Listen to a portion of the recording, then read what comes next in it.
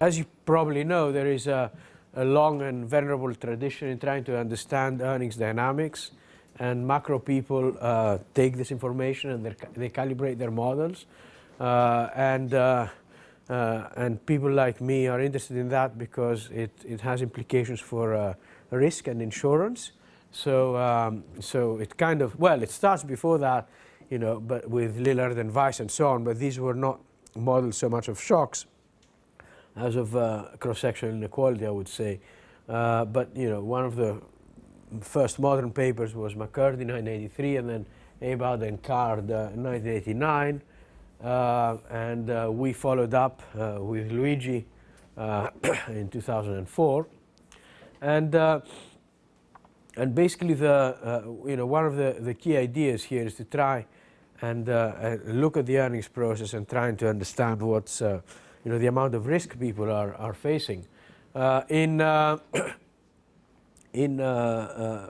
this paper with Hamish Lowe and Luigi Pistaferri, what we did, we tried to extract from the earnings fluctuations what we might think as endogenous, as fluctuations that are due to endogenous decisions, vis-a-vis fluctuations that are due to what we called exogenous shocks. So the idea there is that if you just look at the earnings data, you'll see changes, but sometimes these changes were induced by somebody changing a job. Now at that point, they may have refused to take the new job, right, and stayed where they were. So in some sense, that's a reaction to endogenous shock, and indeed, they may have turned down worse job offers. So that actually has a pretty dramatic effect on what we assess as risk. It kind of cuts it by a factor. The next important step is by Altonji, Vidangos, and Smith in Econometrica, and they kind of look at an extended model which kind of has a similarity to ours today, which looks at the interrelationship between wages, hours, job mobility, and participation. And again, you can see there that there are more dimensions where fluctuations are due to, if you like, endogenous decisions vis-a-vis exogenous shocks. And of course, how you deal with all these shocks matters for the welfare implications. So, but most of these papers, no, all these papers that I mentioned, ignore the role of firms. Let me be a bit clear. We have the firm here, but just as a match effect. In other words, we kind of allow for individuals to be paid, same individuals to be paid differently across firms, right? But otherwise, there's no role of the firm for fluctuations, and that's of course for a very, very good reason. In a competitive market, there shouldn't be any effect of firm shocks on wages, right? Because, you know, basically individuals should be paid their productivity. If the firm has a bad shock, then the worker should be able to instantly move somewhere else or just get paid the same amount. So now there is some early work by John van Reenen, who looked at establishment level data, and he does find evidence for rent, what they were looking for, what they call rent sharing. But basically what this is again about you know, how fluctuations in the firm's fate, if you like, gets transmitted to worker pay, and he did find important evidence. That was the main paper from his thesis. Now, but since now that was just establishment level data, looking at the entire payroll of the firm.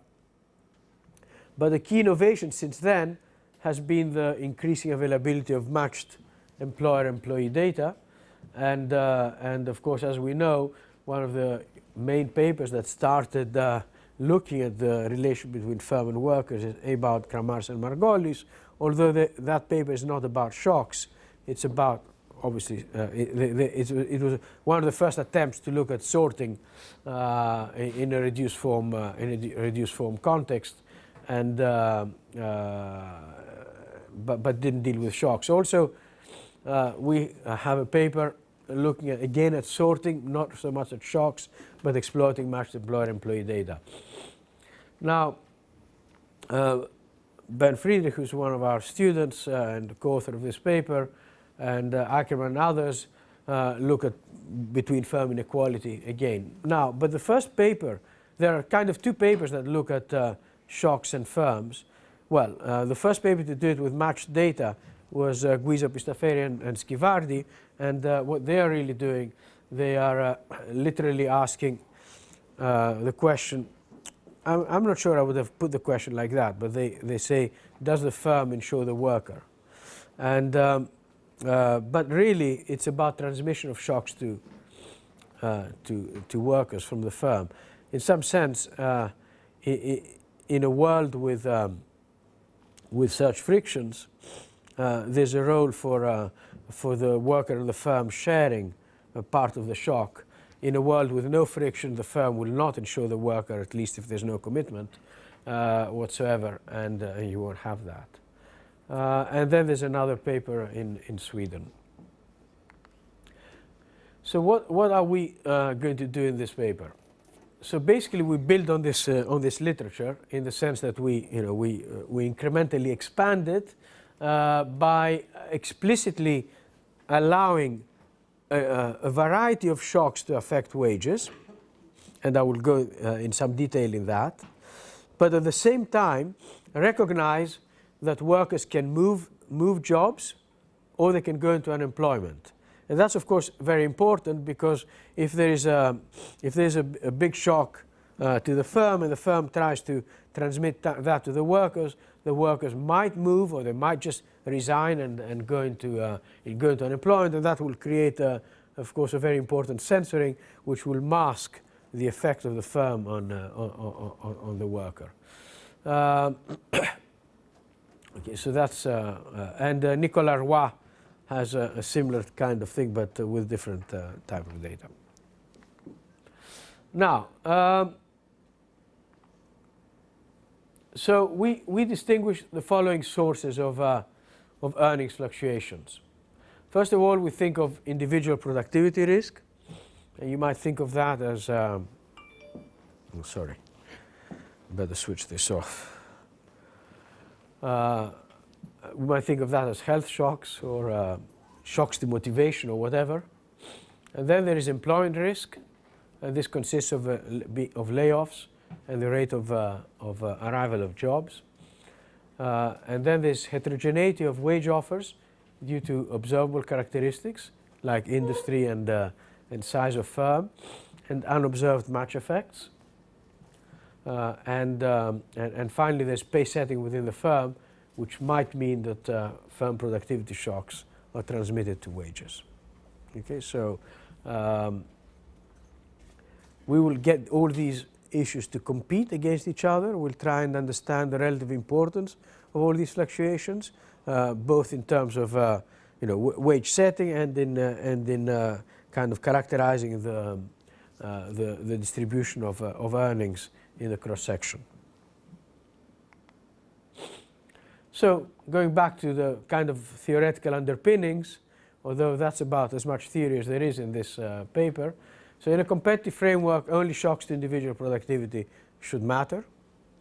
Right? Well, perhaps match effects as well if it's a sorting environment. So that's not strictly right.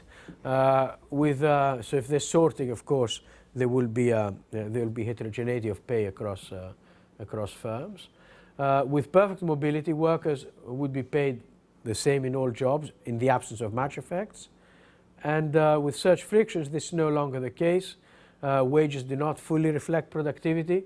For example, Burdett Mortensen, Postelviner Aubin, and many others. The productivity of the firm affects wages, and shocks to productivity can get transmitted to wages, as in the paper of Thibault and our. So our approach will be to put all these elements together in a kind of descriptive framework to assess their relative importance. The aim is to understand what are the key sources of income fluctuations, without necessarily being constrained by a specific equilibrium framework. That's a charitable way of saying that we don't explicitly take into account equilibrium considerations. We address a number of questions. How important are shocks to firm level productivity for wages? How does the nature of firm level productivity affect transmission to wages? How sensitive is mobility to alternative wage offers? And to what extent is employment driven by productivity shocks?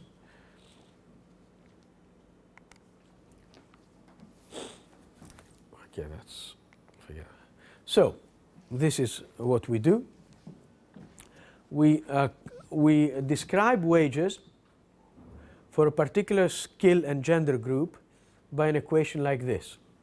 This is a bunch of observables. Let's just think of the moment as just age, but we put some other things in there like marital status and so on, but that's mainly composition. And then we have a permanent component, we have a transitory component, and we have a match effect. Right? So these things here, the worker carries with her wherever she goes, while these relate to the specific firm where the worker is employed. So let's take the permanent effect. The permanent effect is, of course, the accumulation of all past shocks plus the initial draw the worker gets when they enter the labor market. You could think of that as a reflecting baseline ability. Epsilon is an IID normal shock. It could have had some serial correlation. It doesn't, right? And this is the match effect. Now, sorry, sectors not playing the role? It is actually, and I will show you. But at the moment, everything is so. Yeah, you see, the point is that you've got this heterogeneity here, right? So this heterogeneity, so this is drawn from a distribution that will differ across the sector and size, and but we haven't gone into that much detail yet, although I will talk about it. So basically, when the worker gets a job offer, what they get is a draw of this thing. This is what most people would call a match effect, right? And then as time goes by, they get permanent and transitory shocks to the match effect.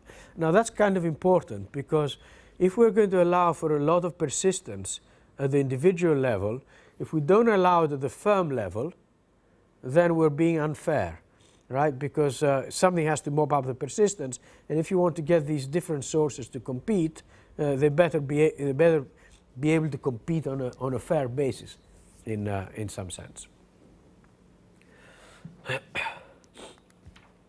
So this is the sectoral thing. We don't have it at the moment, right? So this is and then you get this shock around the sectoral thing. At the moment, we have only this. Okay. Now, so basically, you go in, you get a job offer. The job offer has a sector size element to it, plus a random component, right? That's the completely random match effect. It's unrelated to your characteristics, but of course you'll be accepting or rejecting. So in once the offers are accepted or rejected, this becomes correlated with your previous characteristics. Now, this is the important bit here. Well, this is the distinguishing bit here. So your permanent shock to wages, right? It's a random walk where the updates are a permanent shock to firm productivity, which we observe. Think of that as being observed. So this is a shock to the firm, which, because we have matched employer-employee data, we can think of observing. sorry.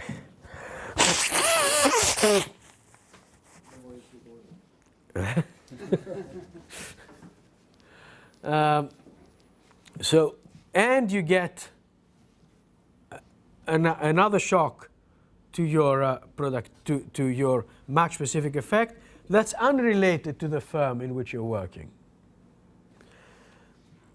Similarly, the transitory component gets transmitted by the parameter kappa, like the permanent component gets transmitted by the parameter kappa, and there's another unrelated shock here. Okay, so for example, one of the most important null hypotheses might be that kappa p or kappa tr are 0. Okay, so that would mean that that there's a match effect, and the match effect might get updated, but it doesn't get updated because of any particular situation within the firm. While these are saying that if, for example, the productivity of the firm goes down and this kappa is positive, then your wages should go down in a permanent fashion within the firm.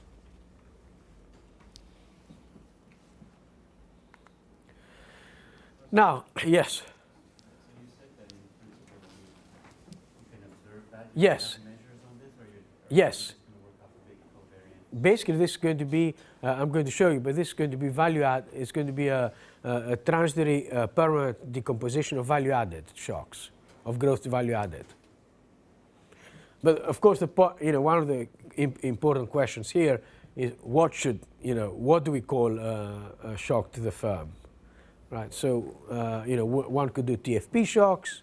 We've done just value added. Now, this is not totally mechanical. People can accept and reject offers, and they can move firms. So the way we've done that, we have an employment decision rule.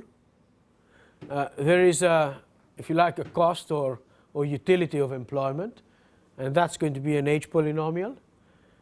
Now, because we will take out from wages everything that's interesting in advance, so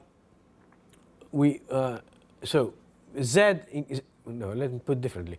Z is also included in wages. So this is the total effect of Z on your utility from work and on wages. So what you're left with is the residual. So when the person gets an offer and or a productivity shock, this is evaluated with this equation, which determines whether the person will be working or not. So for example, there's a really bad productivity shock in the firm. That's going to decrease, right? And if all this becomes low enough, given this random shock to employment, the person will resign. Or alternatively, when they are unemployed, they get offers. These offers here are evaluated in this way, and they might accept the offers or not accept the offers. Similarly, for mobility, again, all that matters for mobility, okay, so you've got a utility or cost of moving. And then you evaluate the difference in your wages. Since you carry with you all the productivity shocks, all that matters is the difference in the match-specific effects. But of course, the difference in the match-specific effects are a function of the shocks you get in the firm, and they could be of a sector and all that, which might have differential wage effects. And then there's a random preference shock to moving. Of course, we observe mobility and we observe participation, so we will be fitting that. So, yes? Do you have any different processes for whether you're employed or not? No, only the arrival rates. Only the arrival rates. So they're going to be arrival rates for job offers when you're employed and when you're unemployed. They're also going to vary by age. We were really forced to do that, otherwise impossible to fit the data. And these are going to vary by age. These are going to be just age, right? So that's all. So as far as your utility from working or not working is concerned, that's always going to be the case. This is your implicitly the comparison of utility of work and not work. So you have this component that depends on the particular job you're doing, that's the match. Yes. But you don't have something that depends on whether you're employed or... No. So, so the asymmetry is going to come from, so there's going to be a job destruction rate. Of course, that's exogenous. There's going to be a job arrival rate when you're unemployed. There's going to be a job arrival rate when you're employed. That's going to give you some asymmetry, the required asymmetry in the transitions. And then these are going to be implicitly your preferences. So you could think of this as the wage effect on employment and the wage effect on mobility.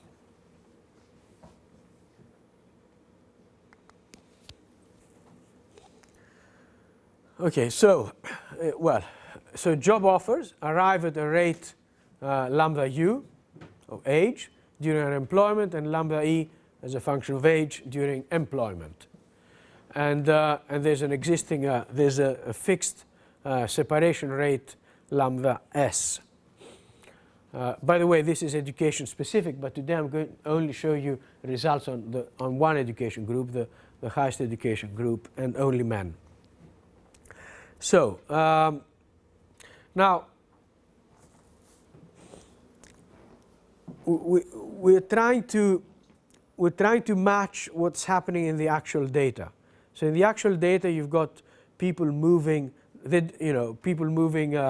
say from one firm to another firm in the same industry, and they also move from one firm to another firm in another industry at a kind of a different rate, right? So we're trying to keep, we're trying to keep that structure when we're simulating the data.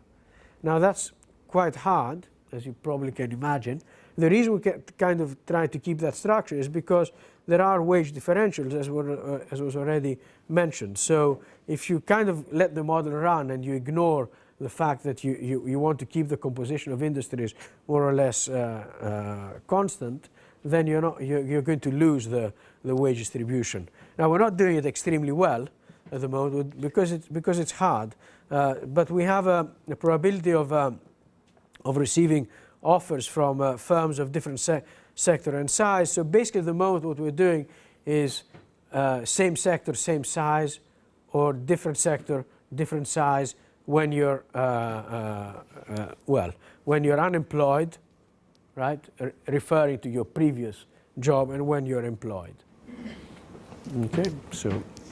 Isn't part of the problem is kind of undirected if you switch industry in this kind of a model? It's mixed directed, undirected. So there are elements of a directed search model here in the sense that, I don't know, because perhaps the rates are different because these sectors are different size. So perhaps even a random search model might give you this if the visibility, if the densities work in such a way that the probabilities align exactly as you want them to. But that's basically what we're controlling for. So we're allowing you to see firms potentially to see firms in the same sector more easily than firms in a different sector, something like that. So there are, a directed search model probably would give you something like that.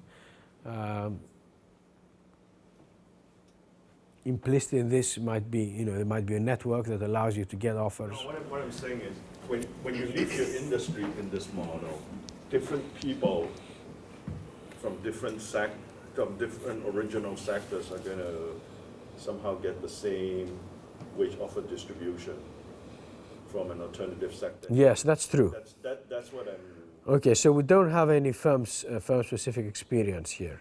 Or industry-specific. I mean, you don't know... No, or industry. We don't have industry-specific experience effects. That's true.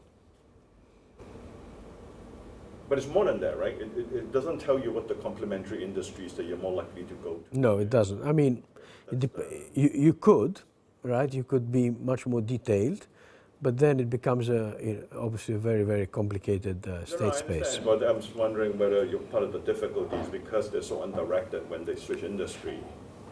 Yes. Forcing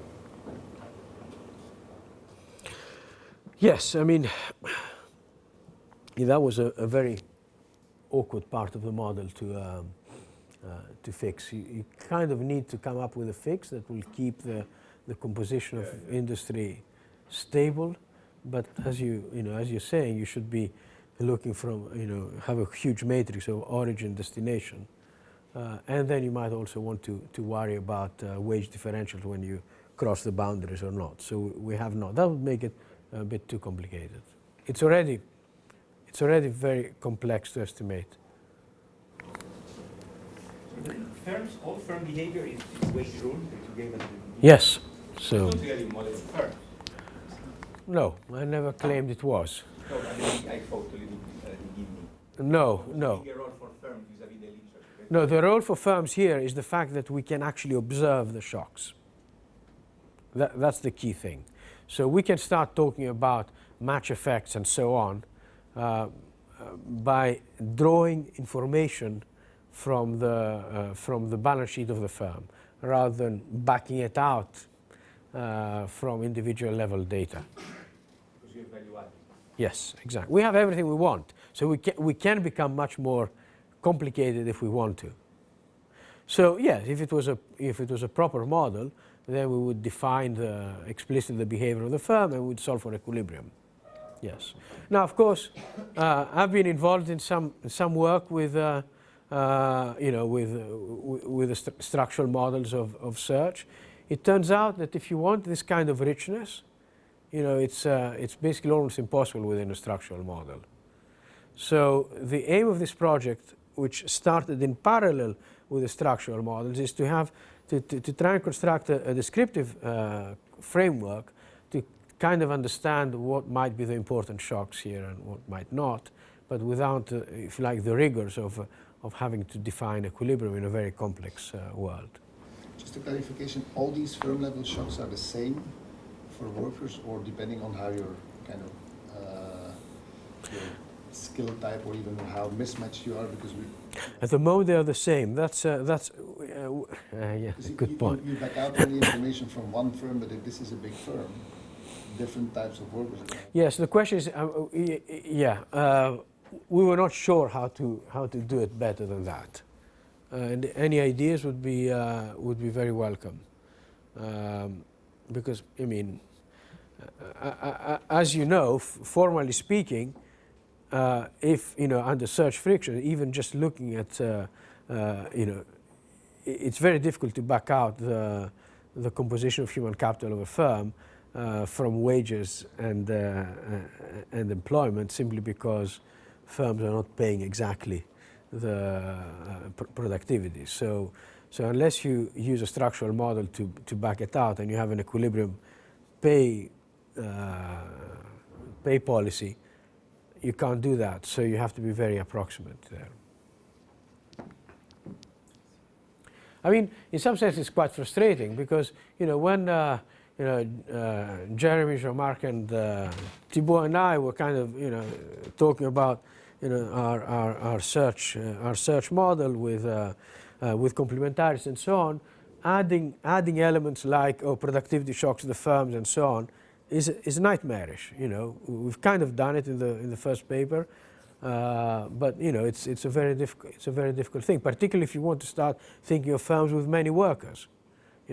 So that's why I felt that I wanted to kind of have a descriptive framework with a kind of factor decomposition like this to try and see if we can see better the origin of the shocks.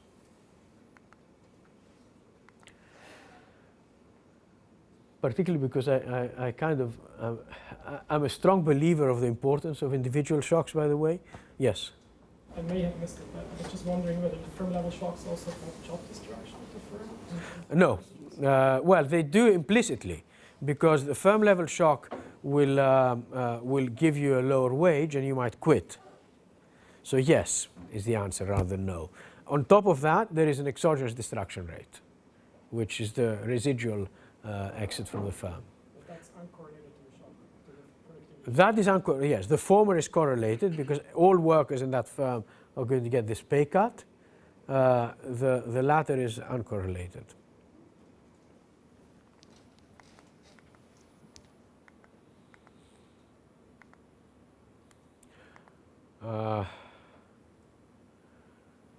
Okay, so I won't take you through data cleaning, it's a nightmare. But administrative data is not as simple as people might think it is. But we focus, let me give you sample selection. We focus on the private sector. We exclude the individual self-employed.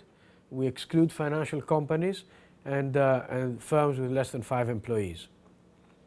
We exclude individuals when moving to a firm not in the sample, so one of these, right? We exclude individuals until the last year of receiving, well, that's basically students. So we have 2.7 million unique workers, and they represent 83% of employment in the Swedish private sector. So the data is from Sweden over the period 1997 to 2008. So it's a very rich data set. So these are the industries. I don't think this is terribly important. I mean, but as you can see, most firms are less than 20 employees, and then you've got some large firms, and that's kind of true across sectors. And in services, they're almost all small. Okay. So we have transitions across all of these. Okay, I'm not sure why this says. Yes, no, that's so you can see the partition between education groups. This comes out to less than what I just said before. I have to check why.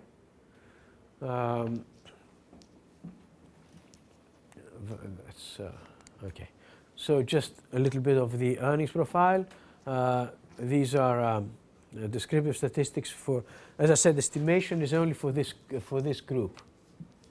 So estimation is going to be for this group. How long do I have? About 10 minutes. Okay. So this looks very much like what we're used to be seeing in England and in the US and all that, right? What you have is steep life cycle profiles. You've got cohort effects or time effects, whatever you want to call them, and that's true for college women. For lower skilled men, these are flatter, right? For lower skilled women, they're even flatter. Now, when you look at variance, again, for men, they look familiar and we're nicely comfortable, and that's kind of okay with the random walk assumptions we've made, although we can test them. But when you look at women, which we haven't modeled yet, it's much more complicated. You've got, obviously, things are happening here, right, with dropping out of the labor force and all sorts of stuff there, which kind of show you that, controlling for selection might be really, really important. It's important here, but it's particularly, important here. Now, for men, for low-skilled men, the variance is just not increasing over the life cycle, which is kind of telling you that these shocks are probably not going to be permanent, right? The individual productivity shocks. And women have this interesting profile here, which will be nice to understand. And oh, by the way, this is kind of interesting because it's telling you what the variance is within firms. So basically, a huge amount of variance is kind of within firms rather than between firms. Employment rates, men, the young men, these are obviously college guys. These are the unskilled guys, usual stuff, like in every country, right? But basically, college men just nearly always work. That's 90%. Women, you have what you expect here because of childbearing. Earlier childbearing for low-skilled women, later for higher skill. Mobility rates. These are relatively high for young men, declining with age. Same for women. Okay, these are between firms. And separation rates into unemployment, much, much lower for older people, very high for young people. And same with entry rates, so a lot of mobility among young people. In Sweden, very much like in the US, it's not fundamentally different. Okay, and this is what I should really wanted to show you. So that's the percentage of earnings variance between firms, right? So about 40% of the variance of earnings at any particular date is between firms. 60% is within firms. Okay, so a lot of the inequality is accounted for within firms. Even even if you take out individual characteristics, by the way, this is not to do with education. So what we're going to do is we're going to okay. So now here's the firm. Yeah, I did delay a little bit. So we take the value added of the firm. We assume a permanent transitory decomposition there. That's what I mean, we observe it. We've got data on this, right? And the aim is to estimate these two things. This is the covariance structure of firms.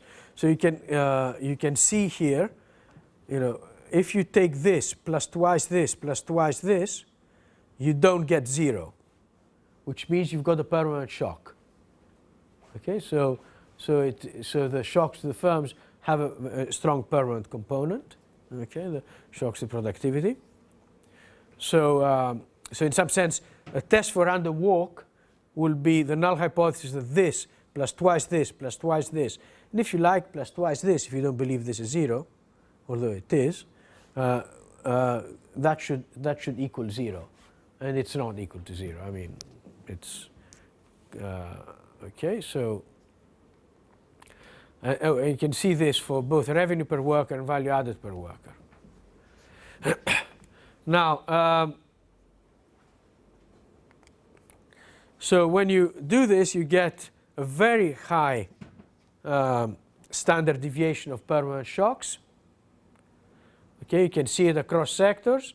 It's highest in services, lowest in construction, and a very high variance of transitory shocks in the quarterly. These are very strong fluctuations, right? This a lot.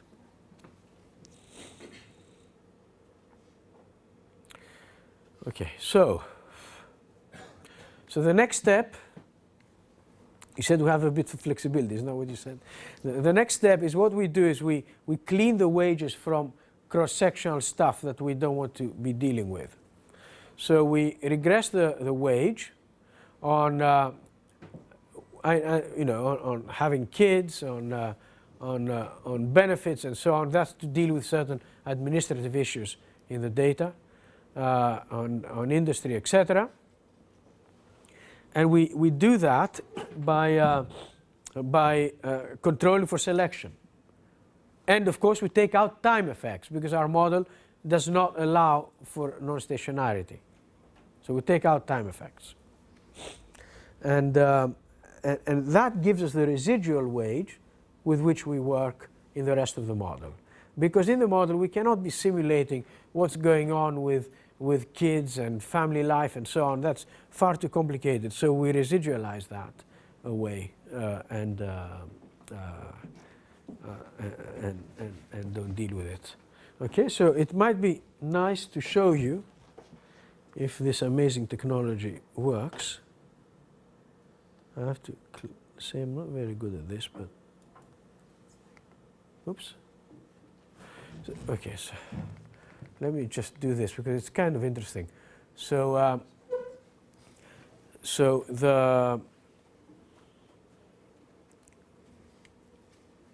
the selection effects are actually quite high.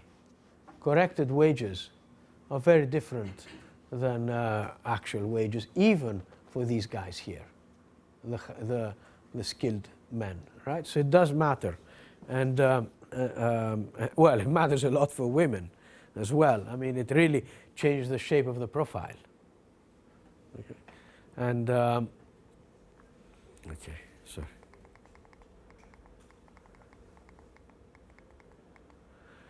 Okay, so these are the parameters we're going to estimate now. Now we've cleaned the wages. We're going to have the transmissions here, the wage effects in the mobility and participation, the variance of the various shocks, the arrival rates, and this vector of transitions between sectors.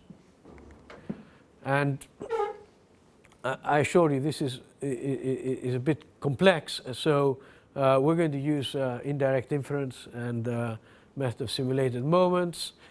I guess everybody in this room knows about this. I won't have to.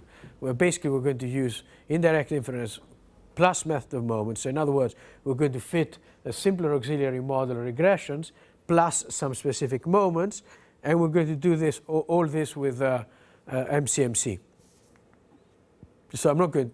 I'm sure MCMC has become so popular that I don't think I need to go through it here. So these are the results because we're running out of time. Okay. Yes. So you had this vector equation about whether or not I would be able to change jobs. That was based just on the current wage? Yes, just on the current Because wage. you have these big differences in the variance of the permanent shock across those industries. Do you have any kind of industry indicator in there? No, that might be a good idea. So what you're worried about is that I might take. It's very myopic if they Yeah, I might take away. that is a huge variance in the permanent. Yeah, except that, you know, I guess I could say, oh, well, they're all risk neutral, so I don't care. But but I know that's a cop out. No, we haven't got anything else but a wage comparison. That's a good point because you're right. The variances are very different. Yeah. So first of all, this is we fit the model really well, actually, and this is not. I assure you, this was not easy. So, for example, the job separation frequency. That's not the best one, right? As you can see, we're overestimating job separations for young people. So the unemployment age profile is very well fitted. The job creation frequency, that is the proportion of new jobs, that is really well created and fit. Oops. Okay, and the transitions are very well fitted as well. Okay, so let's go back to.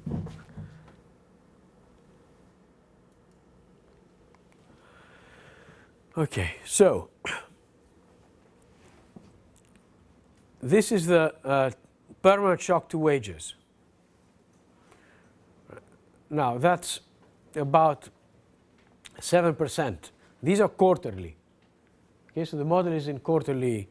Because the employment and the mobility is quite, is relatively frequent, we had to do a quarterly model, although wages are observed on an annual basis. So implicit in all the simulation and that is dealing with aggregation as well. So we're simulating the model on the quarterly frequency, and then we're aggregating to an annual basis for wages. Okay, so this is the transitory shock. This is the transitory idiosyncratic shock to the match value, and this is the permanent idiosyncratic shock to the match value. Basically, these are very, very low. Okay, so the random updates to the match are ignorable. Okay, and this is the initial value of the match that you draw. That's about 5%. These are not real standard errors. They're just the standard deviation of the MCMC, and because we're not using the efficient weight matrix, these are not quite right, but they give you quite a good idea. So all these are relatively precisely estimated, I would say. So if you get a wage offer, but you don't change, this is going to turn up as a shock, no? Either transitory or permanent. So yeah, so we control for that censoring. Yes. So some of these offers are just rejected. But I meant in the wages. Yes. For the first two. Yeah, you're not going to, the firm's not going to respond, if that's what you mean. But if this happens, this is going to turn up as if it were a shock, no? A shock to the wage. If the firm responds, yes. The firm responds in reality, but since your model doesn't account. Ah, yes, of course. You're absolutely right. Yeah, exactly. So how is that good? What's that going to? That's going to, yeah, that's going to turn up in one of these. The top two ones. No, because you don't, because these you carry across firms. So they are not going to pick up this. So true. If you take Pistaferri, you carry your wage. That's true. No, but that's selection, effectively, right? Because in Pistaferri, you carry it because you choose to move, right? No, your wage moves because. Because yeah, I understand. Because they have to pay you at least with the other guys. And if you move, because the other guy is more productive, but it's just also at the same time an increase in your extraction of the rent. I have to think about that. I thought that these two would take the brunt. I mean, I agree with you that some of it could be match value if you go to a better firm, but if you stay in the firm, I think it's going to Yes. turn up in wages. Yes, assuming firms respond to outside offers. Yeah. But yeah, what I was going to say, that this is kind of evidence that they don't that much. Because of course this is unrelated to the productivity of the firm, and I was hoping it would capture that kind of thing. Yes, and of course when you go to unemployment, all the past is purged. So to the extent that this is identified also across employment spells with an unemployment spell in between, yeah. But yeah, that's okay. So I think I've run out of time despite flexibility. I want to talk about a couple of important things. Okay, so first of all, these are really two exciting parameters. Transitory shocks are not transmitted to workers. And it's not because we don't have precision. Okay? And everything is in logs, so you can figure that out. So it's not unit dependent. Okay, so transitory shocks to firms don't affect wages, full stop. However, permanent shocks to firm productivity go to the worker at a very high rate and stay there forever while the worker is in the firm. So this is the first thing. So yes, workers' wages are tied to an extent with the firm's fate. But this is kind of a summary slide. I mean, these results are very fresh, despite the fact we've been working for this for years. But these are really fresh. Story of my life, I guess. So this tells you the various contributions of the model to the cross-sectional variance of earnings. Okay, so the question is the following. You take a particular age, say 35, and you ask, okay, you say, what's the variance, the cross-sectional variance of earnings? Okay, this is the cross-sectional variance of earnings for this education gender group. Okay, now start switching off stuff. So we've done it with different sequences. It really doesn't matter. Okay, so it's kind of additive. So these are the no firm shocks, and these are no match effects. Okay, so yes, firm shocks matter for wages, but if you switch them off, right, these are going to be the new variances over the life cycle. So let's take age 55. The variance is 0.65. It's going to be 0.60 if there were no firm shocks. And if you then switch off match effects, it's going to go to 0.594. Just to clarify, this is the cross-sectional variance? Yes, the cross-sectional variance. Yes, so you take the exercise is this. You take a cohort, right, and you look at how its variance is evolving, and then you do the same thing with a simulated model. So what this is telling you is that if you switch off all the firm type stuff, you go from 0.65 to 0.6. So it's all individual productivity shocks. Now, and you can see, by the way, it's quite interesting to look at the employment rates. Not everybody's working, of course. Now, the next exercise might be, okay, well, what would happen if I gave everybody a job offer when they're unemployed, always? So they get, it's not hundreds of job offers. So some of them are rejected. You see the participation rate goes up from 0.8 to 0.95. So some offers are rejected, but most are not rejected, right? And then the variance then increases to 0.75. And if you increase that rate even more, you don't get much higher variance, you get 0.75. Okay, so basically the unemployed accept all, but accept many, but not all offers, almost all offers. The overall variance of earnings at 55 is 0.75 if all work. Non-employment, so non-employment masks important earnings fluctuations. So basically the conclusions are variety of shocks shape the earnings over the life cycle. Firm level shocks to productivity get transmitted to wages if they are permanent. The overwhelming contributor to cross-sectional variance of earnings are individual level productivity shocks. Unemployed workers accept almost all offers, but not all offers. And we need to extend the model to women and to lower skilled workers. Thibault's point is that even if there's firm level shocks and the firm is risk neutral, they will insure the worker, right? Well, I don't like to think of it as insurance, because I'm trying always to understand what is the counterfactual, right? The fact that the firm can transmit any part of its shocks to the worker, right? It's not insurance, it's the opposite. But it's Thibault's point, because of the optimal contract, it's optimal. Oh, they might actually insure the individual shocks as well. Yes. To provide insurance to the worker. Yes. So that's a kind. So we would like that structural model or whatever structural model to kind of fit that and explain, because even if there is insurance, so if there is insurance, what we would capture here is a much lower variance of permanent shocks, but we don't. But it doesn't have to be complete, yeah, insurance. Yeah, absolutely not. So they may, so underlying this, there may be an even stronger, productivity shock variance. Yes. So this captures partial insurance. Yeah. Thank you. Thanks for the.